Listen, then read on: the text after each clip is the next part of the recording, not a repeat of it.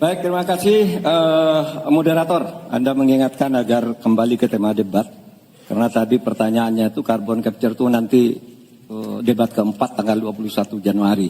Tapi saya tahu itu kan untuk menghindari tidak adanya regulasi sekarang ini agar tidak lagi terjadi penggundulan karena food estate seperti yang terjadi.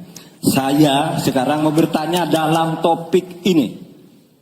Di dalam visi dan misi Anda disebut kalau rasio pajak dinaikkan menjadi 23%. Dalam simulasi kami, angka itu hampir tidak masuk akal. Karena pertumbuhan ekonomi bisa 10. Padahal selama ini pertumbuhan ekonomi 5-6 gitu. Itu kalau Anda bisa menaikkan rasio pajak sampai segitu bisa 10%. Lalu bagaimana Anda mau menaikkan pajak? Orang mau insentif pajak aja orang tidak ngambil. Terima kasih. Assalamualaikum warahmatullahi wabarakatuh. Waalaikumsalam warahmatullahi. Silakan cawapres nomor urut 2 untuk menjawab, waktu Anda 2 menit. Prof Mahfud, yang namanya menaikkan rasio pajak dan menaikkan pajak itu beda.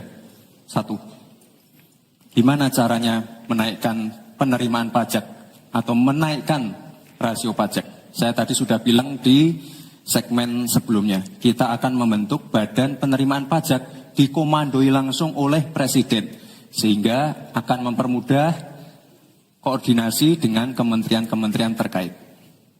Itu. Jadi DJP dan Bea Cukai akan dilebur jadi satu, sehingga fokus dalam penerimaan negara saja, tidak akan mengurusi lagi masalah pengeluaran. Lalu sekali lagi digitalisasi penting. Saya melihat di Kementerian Keuangan juga sudah menyiapkan, tapi mungkin aplikasinya masih pada tahap testing and enrichment.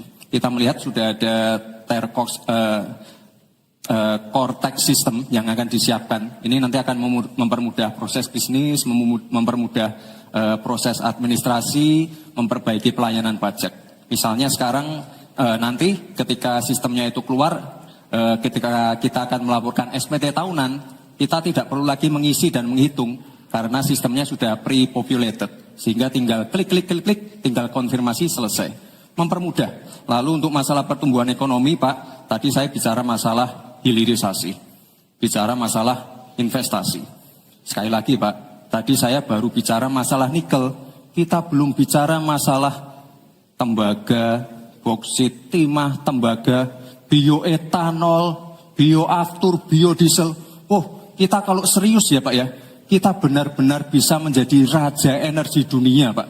Tapi kita harus serius dan harus fokus dan harus ada keberlanjutan dan penyempurnaan. Matur nuwun, Prof Mahfud. Harap tenang, kita lanjutkan.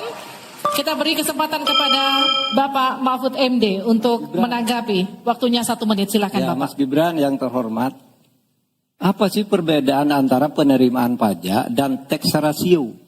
Anda bicara 23%, 23% dari apa ini? Kalau Anda bicara bahwa beda antara penerimaan pajak dan rasio atau tax rasio pajak. Kan kalau persen kaitannya dengan PDB, apa 23% dari APBN atau apa? Kalau 23% dari APBN itu salah. Karena sekarang aja sudah 82%. Dengan tax rasio sekarang hanya 10,5, sumbangan terhadap APBN itu 20%. Saya ingin tanya, 23% itu dari apa? 23% dari PDB atau dari APBN atau apa untuk menaikkan pajak? Hati-hati loh, rakyat itu sensitif kalau pajak dinaikkan. Karena kita sudah berkali-kali nawarkan tax amnesty, juga tidak jelas hasilnya. Kemudian tax pajak itu, insentif pajak sudah ditawarkan oleh pemerintah, benar tidak Pak yang mau? Karena diperas-peras juga jadi alat nego di kantor pajak. Nah oleh sebab itu ini harus jelas 23% dari apa, selesai. Silakan. Masih lanjut. Silakan. Pak, yang saya klarifikasi tadi adalah tax ratio dan menaikkan pajak, Pak. Itu beda. Kita ini tidak ingin berburu di dalam kebun binatang. Kita ingin memperluas kebun binatangnya.